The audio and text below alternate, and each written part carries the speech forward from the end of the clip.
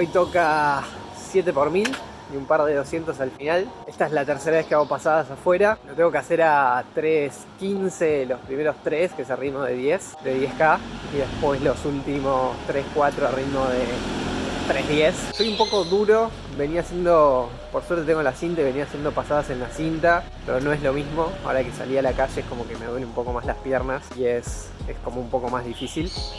Así que nada, vamos a ver cómo sale. Ya vengo haciendo 3 pasadas seguidas afuera y salieron a eso, 3.15 y las últimas 2 o 3 a 3.10, 3.11. Así que creo que estoy bien.